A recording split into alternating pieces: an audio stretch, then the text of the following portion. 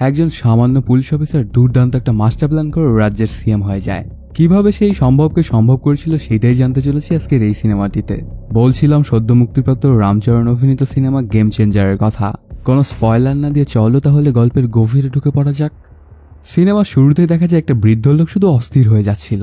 পরে হঠাৎ করে তার চোখের সামনে ফেসলেস এক মা আর তার ছেলে চলে আসে। এটা দেখে উনি আর সামাল দিতেই পারেন না, হার্ট অ্যাটাক করে বসেন। কয়েকজনই ব্যাপারটা জানতে পেরে ওনাকে হাসপাতালে নিয়ে যেতে থাকে। ওনার নাম সাত্যা। আসলে উনি রাজ্যের সিএম। ফ্লাইওভার দিয়ে হাসপাতালের উদ্দেশ্যে যেতে থাকলে হঠাৎই ফ্লাইওভারের মধ্যে একটা গর্ত হয়ে যায়।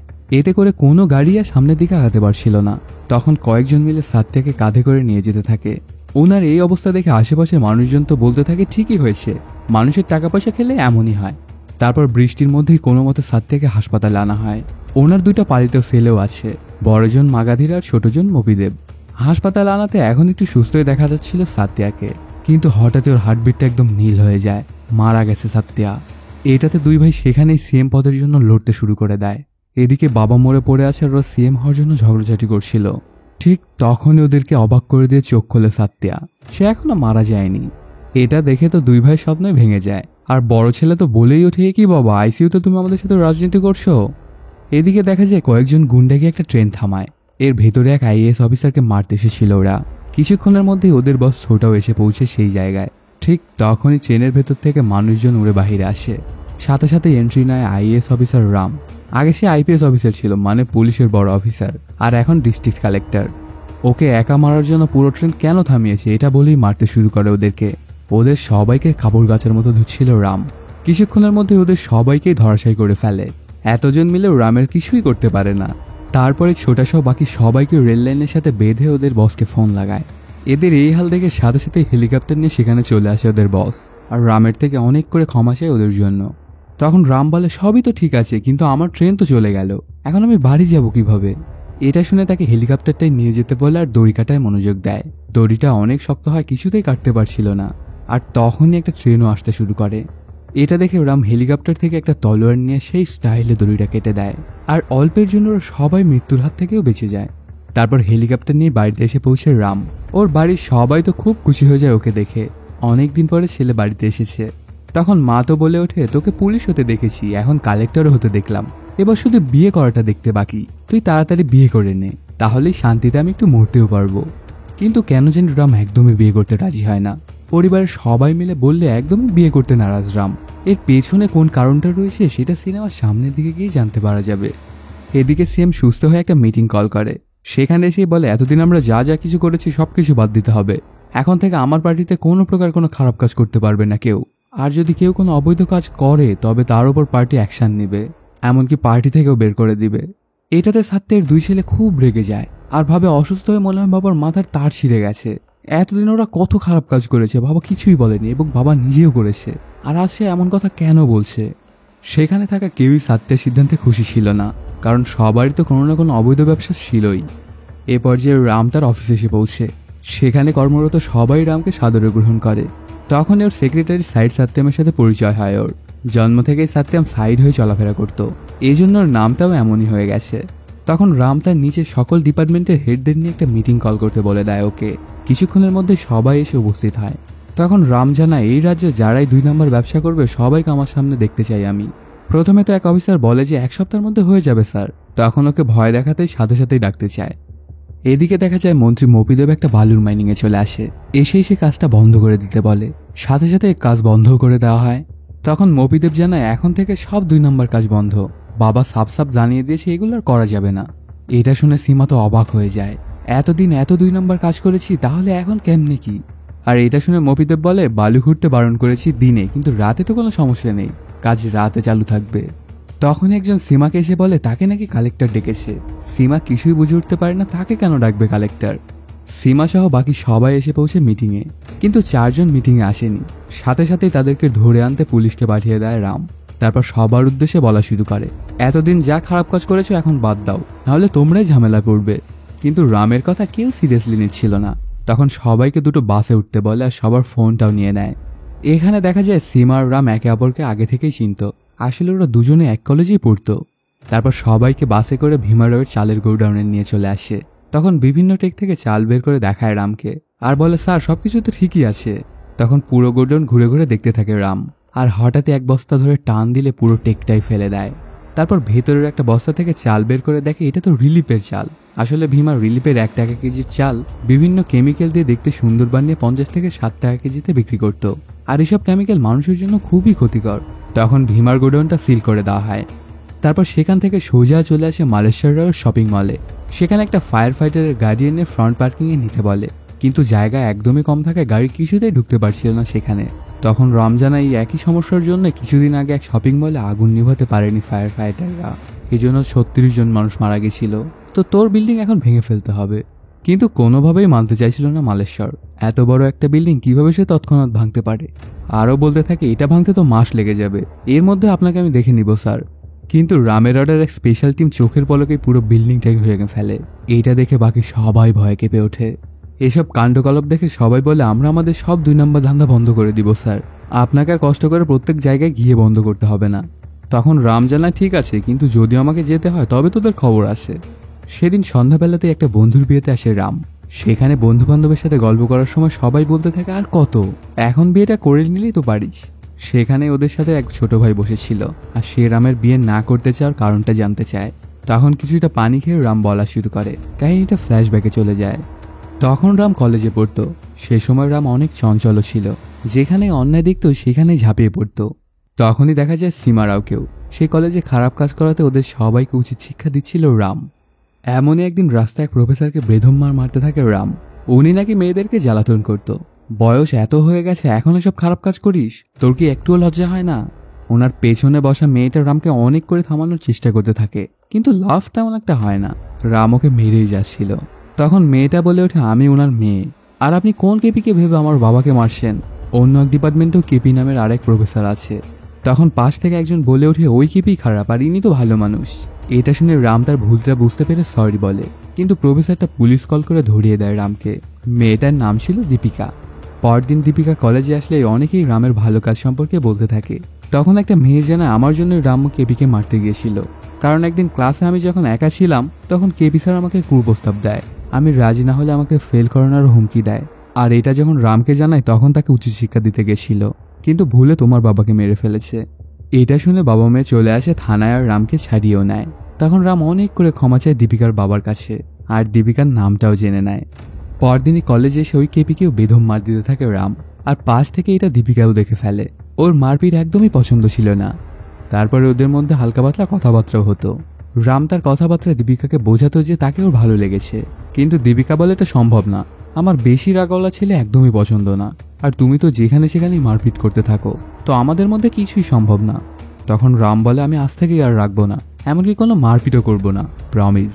ঠিক তখনই ওই দিক দিয়েই একটা বজ্জাত ছেলে যাচ্ছিল, আর দীপিকার দিকে বাজে নজর দিচ্ছিল, সাথে আজে বাজে কথাও বলছিল।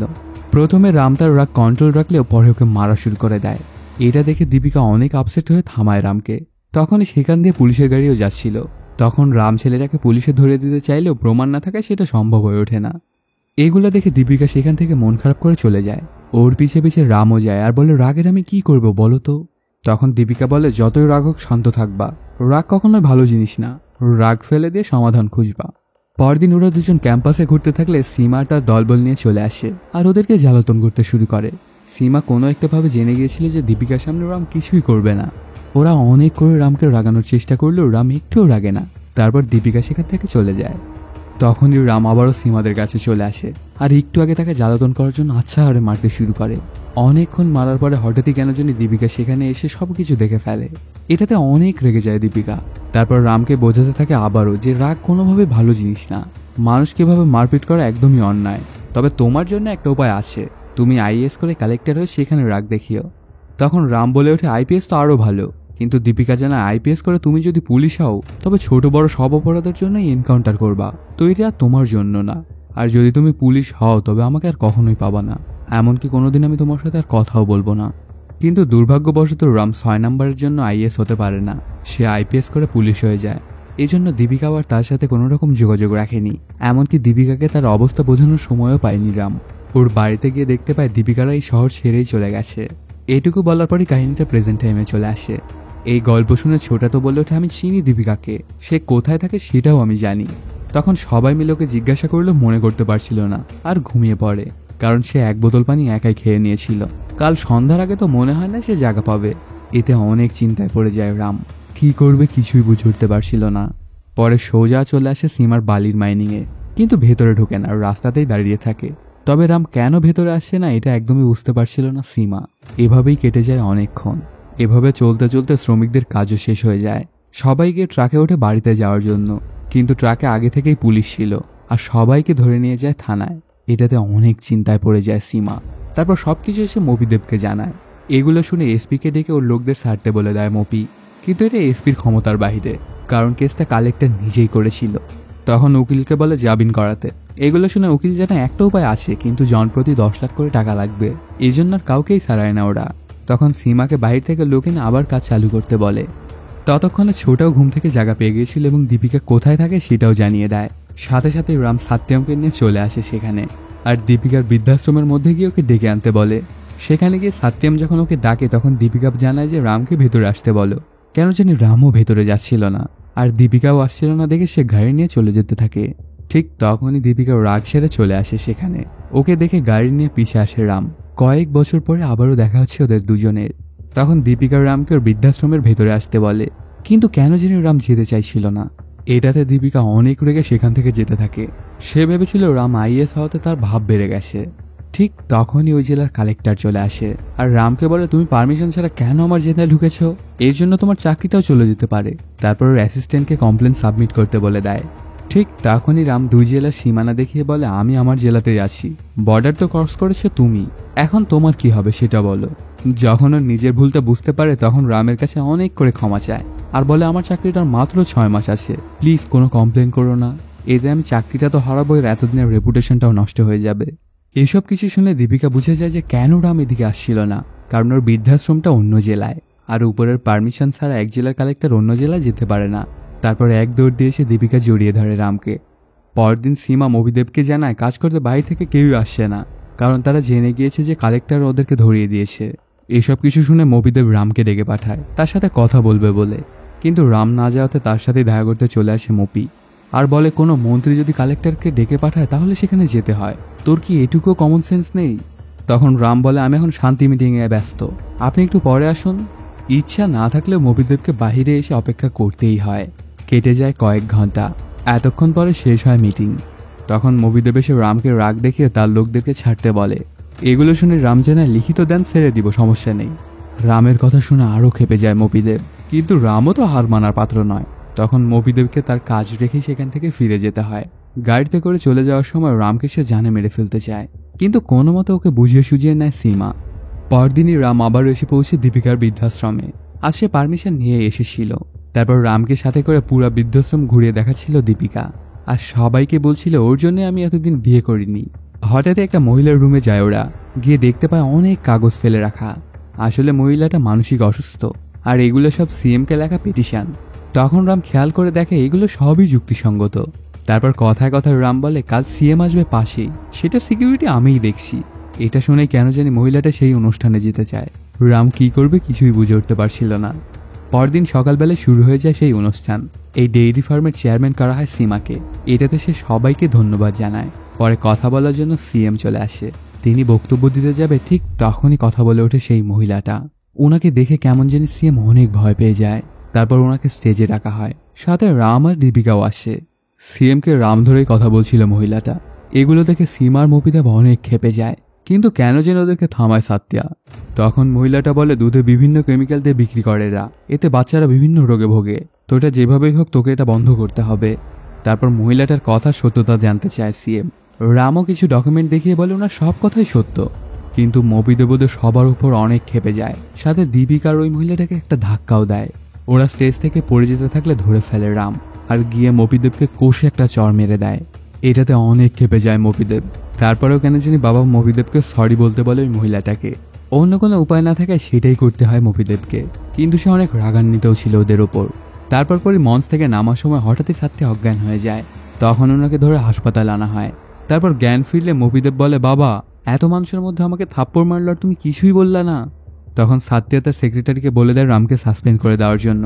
সাথে মপিদেবকে মন্ত্রিপদ থেকে সরিয়ে দেওয়া হয়। এটাতে অনেক কষ্ট পেয়ে যায় মপিদেব। কিছুক্ষণ পরে সবাই যখন বাইরে যায় তখন সে বাবার সাথে আবার দেখা করতে আসে। তখন সাত্তিয়া জানায়, তোকে পার্টি থেকে বাদ দিয়ে দিচ্ছি, তোর কোনো সম্পর্কই থাকবে না এই পার্টির সাথে। তবে ছোটবেলা থেকেই মপিদেবের ইচ্ছা ছিল সে সিএম হবে, এজন্য সে অনেক কষ্টও করেছে, পার্টির জন্য সে অনেক ত্যাগ তিতিক্ষাও করেছে।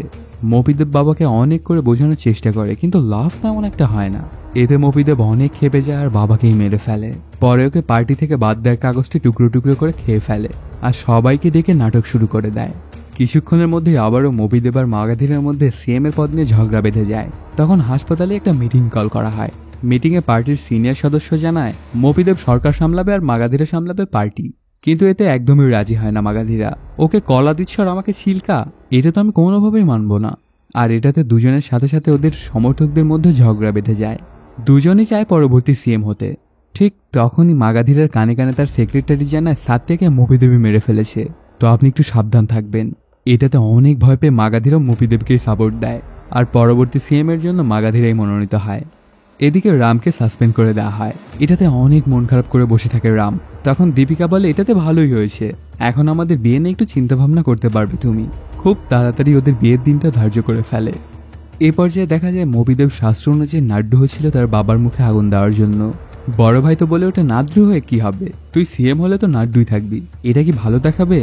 তখন মপিদেব বলে, এটাই সিম্প্যাথির রাজনীতি, তুমি ওগুলো বুঝবা না, আজকেই সাত্যার শেষ কার্য সম্পন্ন করা হবে। তখন সাত্যার সেক্রেটারি ওর করা একটা ভিডিও চালায় যেটাতে সাত্তিয়া তার শেষ ইচ্ছা বলে গিয়েছিলেন। এদিকে সাত্তিয়া মারা যাওয়ায় পুরো রাজ্যে খুব বাজে অবস্থা হয়ে যায়। আর এর মধ্যে রামও যাচ্ছিল বিয়ে করতে। ঠিক তখনই এসপি এসে মন্ত্রীকে থাপ্পড় মারার অপরাধে রামকে ধরে নিয়ে যায়। মন্ত্রী নাকি ওর নামে কেস করেছে। পরে একটা জায়গায় এনে গাড়ি থেকে বের করে গাড়ির সাথে হ্যান্ডকাপ দিয়ে আটকে ফেলে রামকে। ঠিক তখনই সেখানে সীমারাও চলে আসে। আসলে এসপি মপিদেবের কথাই এগুলো করছিল। রামকে মারতে আসে অনেকগুলো গুন্ডা, ওর হাত আটকানো থাকলেও সবাইকেই মারতে থাকে রাম। যদিও সে বন্দী, কিন্তু তার সাথেও কেউ পেরেই উঠছিল না। তখনই সীমা এসে মারতে শুরু করে রামকে আর এক পর্যায়ে ধরাশায়ী করে ফেলে। এদিকে সাত্যার করা ওই ভিডিওতে সাত্তিয়া তার উত্তরসূরি করে গিয়েছিল রামকে, মানে পরবর্তী সিএম রামই হবে। এই কথাটা যখন এসপি জানতে পারে তখন সে গিয়ে রামকে বাঁচায় আর তার থেকে অনেক করে ক্ষমাও চায়। তখনই সেখানে অনেক কমান্ডো চলে আসে, সাথে একটা হেলিকপ্টার আনা হয় রামকে নিয়ে যাওয়ার জন্য। রাম তো কিছুই বুঝে উঠতে পারছিল না যে হচ্ছে এটা কি।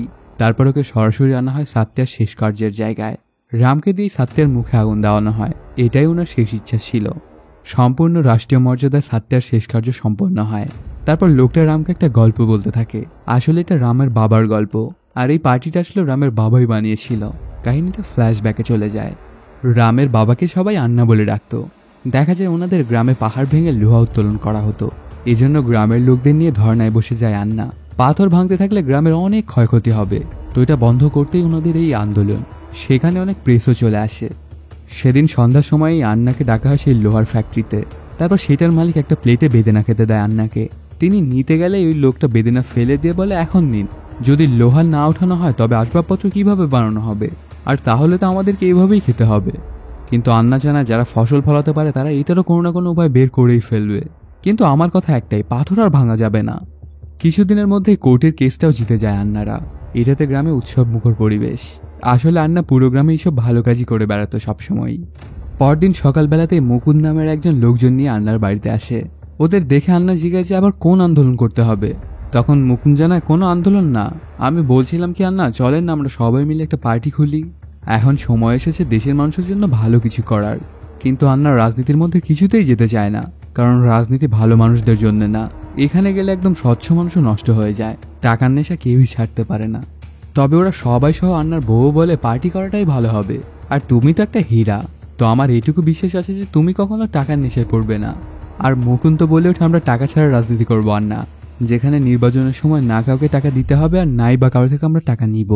এগুলো শুনে আন্না রাজি হয়ে যায় পার্টি করার জন্য। সেদিন বিকেলবেলাতে একটা প্রেস মিটিং কল করে এসব জানায় ওরা। আর আন্না একটু হাকলা ছিল, মানে তার কথা একটু বেঁধে যেত। তিনি একটু বেশি এক্সাইটেড হয়ে গেলে কথা চরম বাধা বাঁধত। তো কোনো মতো রিপোর্টারদের সাথে কথা বলে আন্না। প্রেস কনফারেন্স শেষ করে চলে যাওয়ার সময় রিপোর্টাররা বলা বলি করতে থাকে, টাকা ছাড়া হয়তো বা রাজনীতি সম্ভব, কিন্তু কথা ছাড়া কেমনে? আর আন্না তো ঠিকঠাক মতো কথাই বলতে পারে না। এটাতে আন্নার মন অনেক খারাপ হয়ে যায়, আর সে স্পষ্টভাবে কথা বলার ট্রাই করতে থাকে। অনেক করে চেষ্টা করার পরেও আন্না ঠিকভাবে কথা বলতে পারে না। কিছুদিন পরে পার্টির জন্য জনসম্মুখে বক্তব্য দিতে হবে আন্নাকে। কি করবে কিছুই বুঝে উঠতে পারছিল না। তারপর সবাইকে ডেকে বলে কালকের বক্তব্য আমি দিব না, এমন কাউকে খুঁজতে হবে যে ভালো কথা বলতে পারে। তখন মুকুন্দ তার বন্ধু সাত্যাকে দেখিয়ে বলে আন্না এ অনেক সুন্দর করে কথা বলতে পারে, আর এই তোমার একজন লয়াল সাপোর্টারও, একবার তুমি সুযোগ দিয়েই দেখো। পরদিন জনসম্মুখে বক্তব্য দেয় সাত্যা। সবাই খুব পছন্দ করে ওর কথা। আসলে কথাগুলো আন্নাই লিখে দিয়েছিল আর বলছিল সাত্যা। এরপর থেকে এভাবেই চলতে থাকে। আন্নার রাত জেগে বক্তব্যগুলো লিখত আর সেগুলো স্টেজে গিয়ে বলতো সাত্যা। এভাবে জনগণের একটা ভরসা হয়ে যায় এই পার্টির ওপর। নির্বাচনের দিন এগিয়ে আসাতে আন্না ডিসাইড করে যে আমাদের পার্টি থেকে সিএম হবে সাত্যা। এতে সাত্যা তো অনেক বেশি খুশি হয়ে যায়, কিন্তু বাকি সবাই শক খেয়ে যায়, কারণ সিএম হওয়ার কথা তো আন্নার, তাহলে সাত্যা কেন? তারপরেও আন্নার ডিসিশনে কেউ কিছুই বলতে পারে না। নির্বাচন শুরু হতে আর কয়েকদিন বাকি। হঠাৎ এক সন্ধ্যাবেলায় মুকুন্দার সাথে আসে আন্নার সাথে দেখা করার জন্য। এসেই বলে আন্না অন্য পার্টিতে অনেক টাকা বিলাচ্ছে, তো আমরা যদি টাকা না দিই তবে মনে হয় না আমরা ভোট পাবো। তখন আন্না বলে তোর মুখে এসব কথা মানায় না মুকুন্দ, তুই তো বলেছিলি যে টাকা ছাড়া রাজনীতি করব, তাহলে এখন এমন কথা কেন বলছিস? তোর কি একটুও লজ্জা করছে না? এগুলো শুনে মুকুন্দ বলে সবই ঠিক আছে আন্না, কিন্তু টাকা না দিলে তো আমরা হেরে যাব। মানুষজন এখন সাপোর্ট করছে ঠিকই, কিন্তু টাকা না দিলে ভোটটা দিবে না, আর টাকাটা তো আমাদেরকেও দিতে হবে না। অনেক বিজনেসম্যান বলছিল যে নির্বাচনের সব টাকা ওরাই দিবে। এটা বলেই একটা কার্ড দেয় আন্নাকে। কার্ডটা দেখেই তো আন্না অবাক হয়ে যায়, কারণ এটা ছিল ওই লোহার ফ্যাক্টরির মালিকের। তো কোনোভাবেই এটাতে রাজি হয় না আন্না, কারণ এখন যদি ওর থেকে সাহায্য নেয় তাহলে অবশ্যই সে আবারও পাথর ভাঙতে শুরু করবে, আর এটাতে আন্নারা কিছুই বলতে পারবে না। তো কোনোভাবেই রাজি হয় না আন্না। আরও বলে যদি তোদের মনে হয় যে আমার বিচার ভুল তবে এই পার্টিটাই আমি বন্ধ করে দিব, কোনো দরকার নেই এমন ঝামেলা জড়ানোর, আমরা আগে যেমন ছিলাম তেমনই ভালো ছিলাম। এগুলো বলি অনেক রেখে সেখান থেকে চলে যায় আন্না। আর সাত্যা আর মুকুন্দ সেখান থেকে সরাসরি চলে আসে ওই ফ্যাক্টরির মালিকের সাথে দেখা করার জন্য।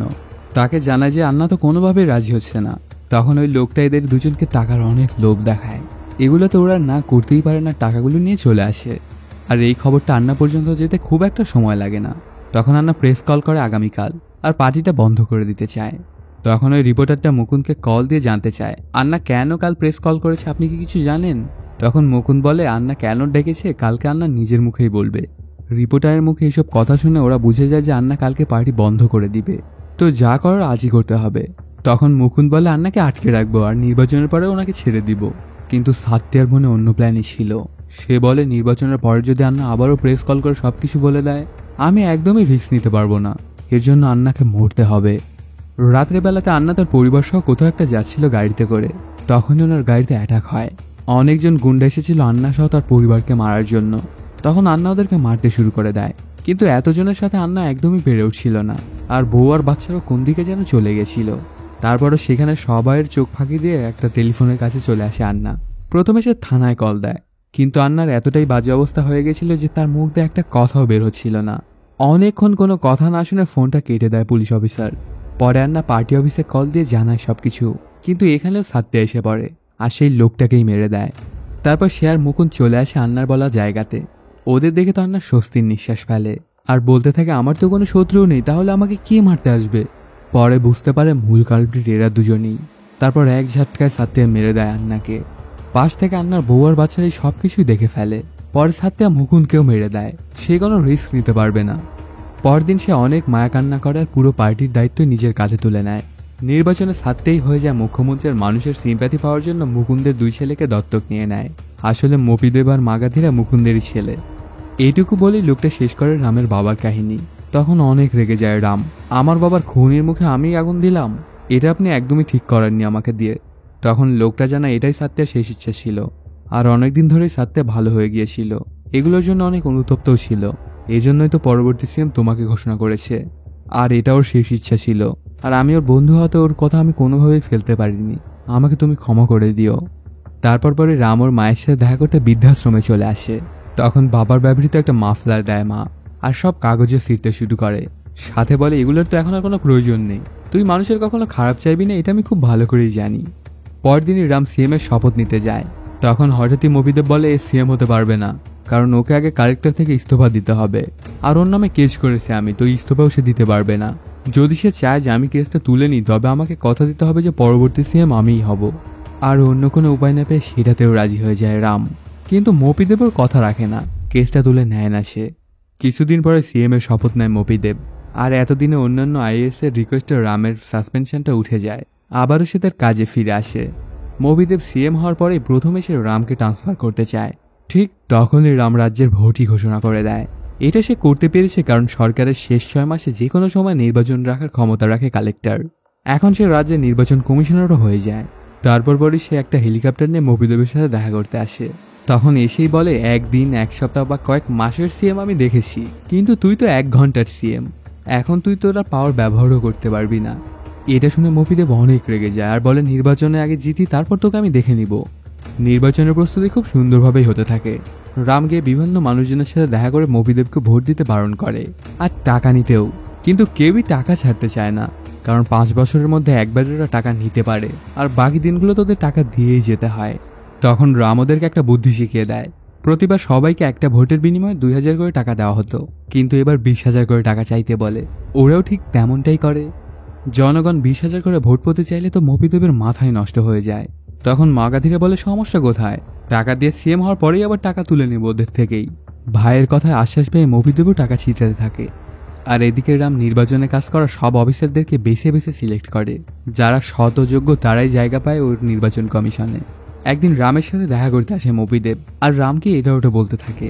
তখন রাম বলে, তুই তোর পার্সোনাল কাজে সরকারি প্লেন ব্যবহার করেছিস, এটার ফাইন 25 লাখ টাকা।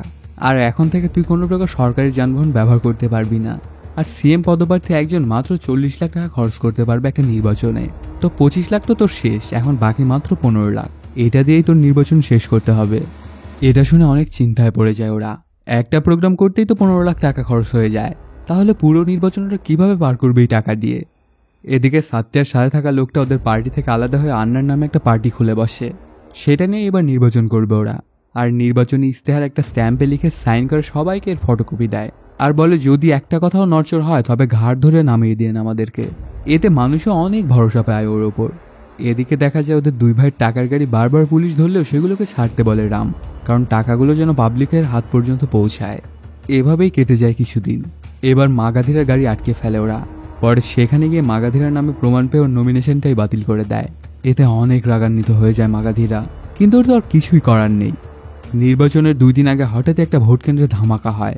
এতে মফিদেব নির্বাচন কমিশনকে ছোট করে অনেক কথা বলে মিডিয়ার সামনে। পরে রামকে বলে, র্যান্ডমলি আমি 7টা জায়গায় বোমা রাখছি, তো আমার কোনো কাজে যদি তুই বাধা দিস তাহলেই হবে ধামাকা। তো আমার নামে মানুষ ফেক ভোট দিবে, কিন্তু তুই কিছুই করতে পারবি না। এটাতে রাম অনেক চিন্তায় পড়ে যায়। 2 দিন পার হতেই শুরু হয়ে যায় ভোট গ্রহণ। মফিদেবের লোকেরা কেন্দ্রগুলোতে গিয়ে জালি ভোট দিতে শুরু করে দেয়। আঙ্গুলের কালি কেমিক্যাল দিয়ে উঠিয়ে আবার ভোট দিচ্ছিল ওরা। এই খবরটা কয়েকটা অফিসার দিলে ওদেরকে ধরতে বারণ করে রাম। এই ব্যাপারটা বাদ দিয়ে খুব সুন্দরভাবেই হয়ে যায় নির্বাচন। তারপর রামের সাথে দেখা করে মফিদেব জানায়, তোকে একটা সিক্রেট বলি, আমি 7 জায়গায় তো কি 1 জায়গাতেও বোমা রাখিনি। তুই ভয় পেয়ে আমার লোকদেরকে কিছুই বলিসনি। তখন রাম বলে, সবই ঠিক আছে, কিন্তু তোর লোকদের কি অবস্থা হয়েছে একবার দেখ। এদিকে দেখা যায় যে আঙুলে কালি লাগিয়ে আবার সেটা কেমিক্যাল দিয়ে পরিষ্কার করেছিল, সেই আঙুলটা ফুলে কলা গাছ হয়ে গেছে। আসলে কালি তোলার কেমিক্যালে কিছু মিশিয়ে দিয়েছিল রাম। তখনই ওদেরকে পুলিশ ধরে ফেলে, আর ওই কেন্দ্রগুলোতে আবারও ভোট নিতে চায়। পরদিনই মফিদেব ইলেকশন কমিশন একটা কমপ্লেন করে বসে। বলে, রামের বাবার নামের পার্টিতে অনেক সাহায্য করছে রাম। ওর বাবার নামের পার্টি নির্বাচন আছে, তো সে কিভাবে নির্বাচন কমিশনার হতে পারে? তো এখন এই নির্বাচন বন্ধ করে ওকে সরিয়ে দিন। কিন্তু রাম তার বাবা মার ছবি দেখিয়ে বলে, ইনারা আমার বাবা মা। তবে মফিদেবও কাঁচা খিলাড়ি না, রামের আসল মাকে নিয়ে আসে। অফিসার ওনাকে আন্নার ছবি দেখালে বলে, ইনা আমার স্বামী। আর রামকে দেখালে বলে, ইনি আমার ছেলে। কিন্তু রাম বলে, উনি তো পাগল, তো ওনার কথা মানা যাবে না। এই জন্য অফিসারটা ডিএনএ টেস্ট করার নির্দেশ দিয়ে দেয়। নিজের ছেলের মুখে এমন কথা শুনে অনেক কষ্ট পেয়ে যায় মা। সন্ধ্যাবেলা মায়ের সাথে দেখা করতে আসে রাম, আর মায়ের কাছে অনেক করে মাপ চায়। সাথে বলে, যদি ওরা জেনে যায় যে আমি তোমাদের ছেলে, তবে আমাকে নির্বাচন থেকে হটিয়ে দিবে, আর জিতে যাবে মফিদেব। এতে মানুষের অনেক ক্ষতি হবে মা, এই জন্যই আমি এমনটা বলেছি। তখন মা বলে, তোমার কথাই টিকবে বাবা, তুমি যেমনটা চাইছিলে ঠিক তেমনটাই হবে। পরদিন সকালবেলা গেস্ট হাউস থেকে রামের কাছে একটা কল আসে। ওনারা জানে আপনার মাকে কোথাও খুঁজে পাওয়া যাচ্ছে না। তখন সেখানে এসে একটা ঘরে ঢুকে রাম দেখতে পায় মা মোবাইলে ডিএনএ সম্পর্কিত সবকিছু দেখেছে। তো কি করলে ডিএনএ পাবে না এটাও দেখেছে। সালফিউরিক অ্যাসিডে ডুবালে ডিএনএ আর থাকে না। পরে রাম খুঁজতে খুঁজতে একটা ওয়্যার হাউসে চলে আসে। এসেই বুঝতে পারে এই ড্রামের মধ্যে পড়ে মারা গেছে মা, আর সেটা হয়েছে শুধুমাত্র আমার জন্যই। এটাতে অনেক কষ্ট পেয়ে যায় রাম এবং কান্না করতে থাকে। রামের মায়ের ডিএনএ না পেয়ে কেসটা বেসলেস হয়ে যায়। তখন ওর প্রতিনিধিত্বে নির্বাচনের দ্বিতীয় ধাপটা অনুষ্ঠিত হয়। দেখা যায় ওর বাবার নামের পার্টিটা অনেক এগিয়ে আছে। তো এতে রাম বুঝে যায় যে মফিদেব চুপ থাকবে না, সে কিছু একটা তো অবশ্যই করবে। কোথায় অ্যাটাক হবে এটা জানতে থানা থেকে ওইসব গুন্ডাদেরকে ছেড়ে দেওয়া হয় আর তাদের ওপর কড়া নজর রাখা হয়। দেখা যায় ওরা 13টা আলাদা আলাদা জায়গায় গেছে। এটাতে রাম বুঝে যায় যে অ্যাটাক ওই জায়গাগুলোতেই হবে, তো সেখানকার সব মেশিন একটা জায়গায় আনতে বলে দেওয়া হয়। কিন্তু সেই জায়গাগুলো পাহারা দিচ্ছিল ওই গুন্ডারা, তো বুদ্ধি করে ড্রোন ব্যবহার করে মেশিনগুলো একটা জায়গায় আনা হয়। এতে মবিদেব অনেক ক্ষেপে যায় আর হাজারো লোক পাঠায় সেখানে। এখানে এখন কি ঘটতে চলেছে এটা বুঝতে পেরে সেখানে থাকা পুলিশদেরকে চলে যেতে বলে রাম, কারণ তাদের জীবনকে বিপদে ফেলতে চায় না। আর কয়েকটা গাড়ি নিয়ে চলে আসে ছোটা, যাকে সিনেমা শুরুতেই দেখা গিয়েছিল। কিছুক্ষণের মধ্যে শত শত লোক অ্যাটাক করে বসে ওই গণনা কেন্দ্রে, কিন্তু ছোটারা কয়েকজনে ওদের জন্য ইনাফ, ওদেরকে ময়লার মতো সাফ করতে থাকে। তখন সীমাও অ্যাটাক করে বসে আর ওকে বেধম মার দেয় রাম। চোখের পলকেই ওকে ধরাশায়ী করে ফেলে রাম। আর এদিকে দেখা যায় পেছন দরজা দিয়ে গণনার রুমে এসে প্রবেশ করে মবিদেব। ওর পিছে পিছে রামও চলে আসে। ভোটিং মেশিনগুলো ভাঙতে যাবে ঠিক তখনই সেগুলোকে বাঁচাতে থাকে রাম। অনেকক্ষণ এভাবে করার পরে রামকে মারতে শুরু করে দেয় মবিদেব। রাম তার সাথে কিছুতেই পেরে উঠছিল না। তখন রামের হাতটা একটা রড দিয়ে গাড়ির সাথে আটকে ফেলে মবিদেব আর গিয়ে ভোটিং মেশিনগুলো ভাঙতে শুরু করে দেয়।